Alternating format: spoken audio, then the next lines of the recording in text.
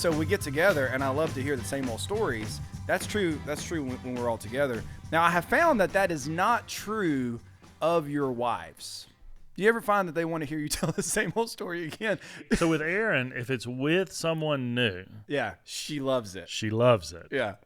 But if it's the same people, like if it's the six of us and hanging out and we start telling the same serious stories. eye rolling going on. Yeah. Yeah. And they start trying to cut it off and it's like, whoa. They want to speed it up to get to the next thing. Yeah.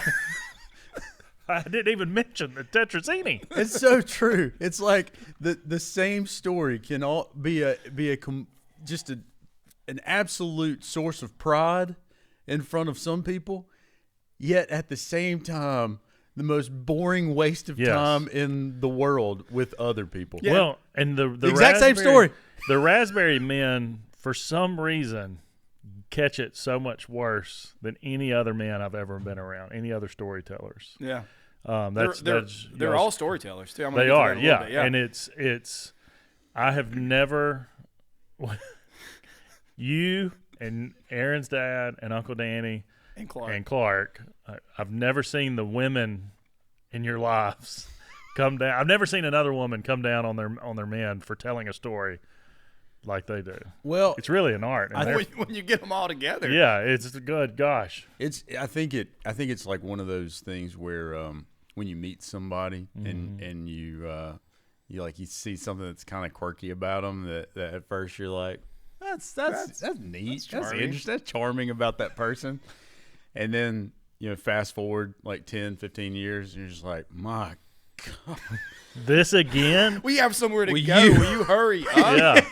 Yeah. I think that's what it is. Like, but again, if it's in like with Aaron's dad, he has told the same stories at every family get together that I have ever been to, and if there is someone new there involved, Karen beams with pride and she is just loving it and all this, but if it's the same people, she is.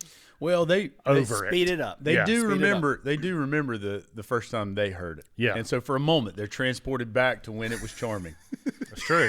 And see, yeah, and that's brief moment. That's the thing. What you find is like, so Aaron or Mallory are way more practical. There's something they have to go get done. So maybe there's something that your daughters need. They need to run and get it done, and you guys are telling the story in all the detail that you did the first time. You're like, I can tell the story. Then you get started, and they're like, not that version. Just Dial shorten it up. it up. Yeah, shorten it down. Tap the brakes. Yeah, there's a writer in the 20th century, G.K. Chesterton, and he writes about what if God is like a child, in the sense like the way your little child will say, "Do it again, Dad. Do it again, Dad. Do it again, Dad." And he says that about God when it comes to the way the sun rises in the morning. God says, "Do it again." Good storytellers are like that. People who like to tell good stories, they want to hear good stories. And so you get them together and they're like, "Hey, Ben, tell that story again." The good one. Do you ever catch yourself hearing somebody tell a story and while the content is entertaining, you're sitting there like telling it to yourself in a different way, a more entertaining way, because you're like you're being a little bit critical in the way they're telling the story. You're like, oh, it could be so much better. Is that what you do for me? Sometimes. Yeah. I'm trying to think. Maybe next time just take over and tell it better.